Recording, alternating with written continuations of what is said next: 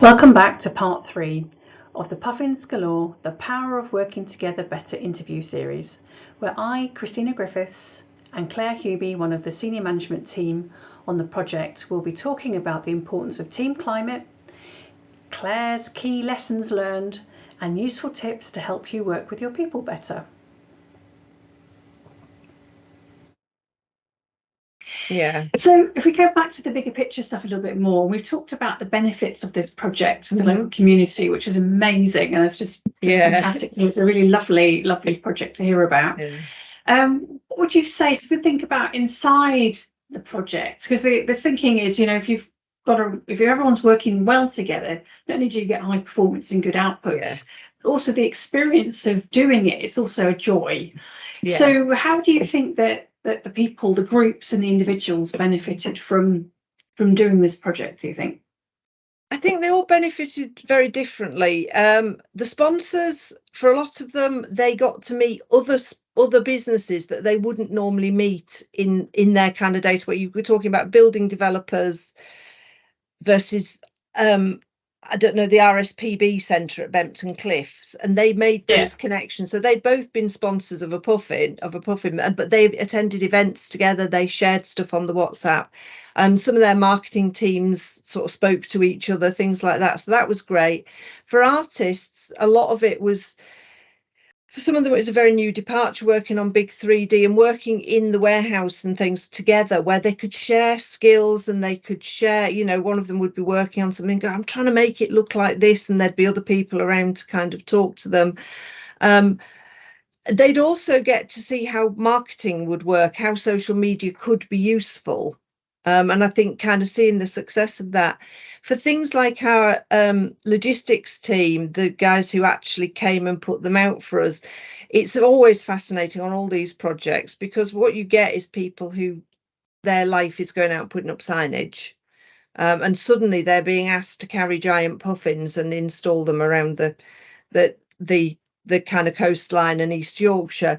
And what happens is they kind of develop a relationship with the puffins. We put those out, and we had a huge amount of press on those, and we did have a situation where we were out installing the puffins, and we had a member of our team with each of the vans that was out to make sure everything was okay and all the rest of it. And we arrived at one location, and there was a lady waiting there with her camera going, oh God, I just saw the van, I've seen it on the telly, and I wondered if it was the puffins. Yeah. So I think, and those guys got the guys doing the installation, it gives them something different to do, and an aspiration of being part of something that really kind of means something in a way that they can publicly see on social media, on the kind of press and publicity and things like that. The difference that what they're doing makes, that they don't necessarily see in a way if they're doing. I mean, these guys are putting signage up around big corporate organizations, and they don't see what difference that makes there, whereas this is very local, very focused. So I think that, and that feeling of having contributed to something that brought pleasure to so many people. It's such an unusual project. It's an unusual project. It's a beautiful project, and it obviously has lots of benefits, all the way around. So it's lovely when you can be part of that. And it sounds like that impacted the atmosphere of people working. How would you describe the atmosphere of people working in this project? I would probably say, and I don't use this word lightly, is joyful and fun. And that is part of what, as a team, we do try to make sure that our projects are like that, and that working for us is like that, that everybody who's involved is appreciated for their contribution. And that, I think, makes a massive difference. If people don't feel they're appreciated, they are less inclined to put in that bit of extra effort. And that little bit of extra effort can sometimes make a massive, massive difference. And it sounds like one of the successful things you did, although maybe not articulated directly, is the fact that you've made everything very personal. The project was personal to the local people. It was personal to the charities, because they're local charities. The footfall was personal to the local businesses. The Puffin Pals, they sponsored a a puffin that was right close to their house, probably, you know. Yeah. It was, and then all the people that worked, you obviously got to know them all, Yeah. and therefore you had it on that level as well. So I can imagine how that would build, you know, trust, and allow for people to, you know, let go and have a bit of fun and enjoy, you know, doing a project. I can see how that would go.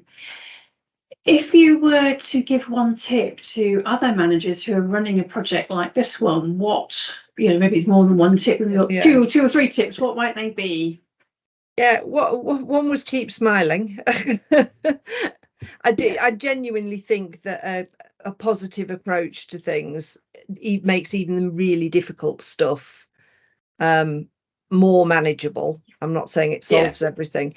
I think communication and recognition of the amount of effort that everybody else is putting in.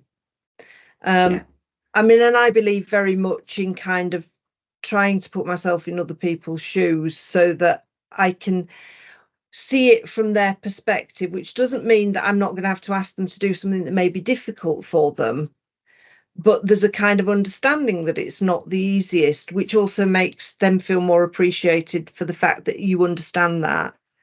And, you know, we're very lucky on these projects. It's one of the reasons we stick to Hull and East Riding is that I personally have a vested interest.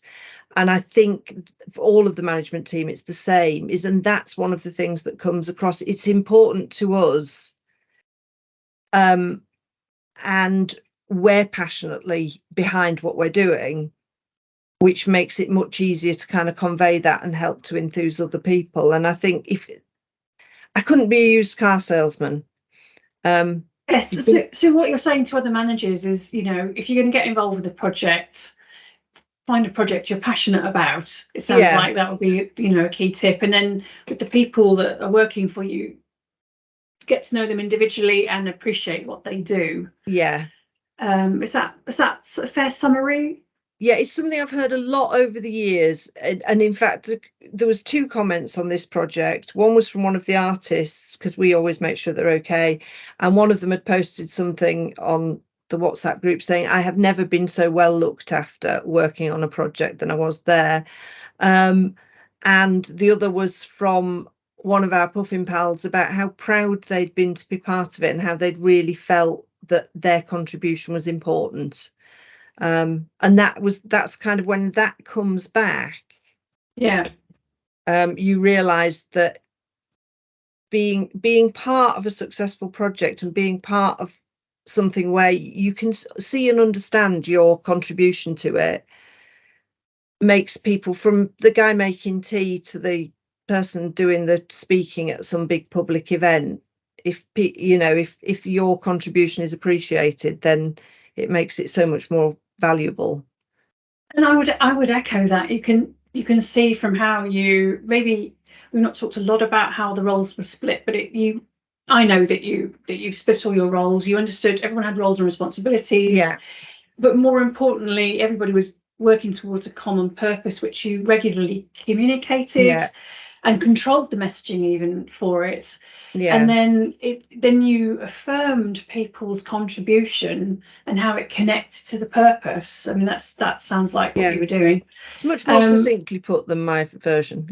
I'm doing it for a little while now, so it's easy for me to see what you're doing underline. And the reason we've had you here today is because it is such an impressive and important project that you've run, but also a fantastic example of why people and how matter inside a project like this. It's not all just process, and the relationships and the interactions that really, really count.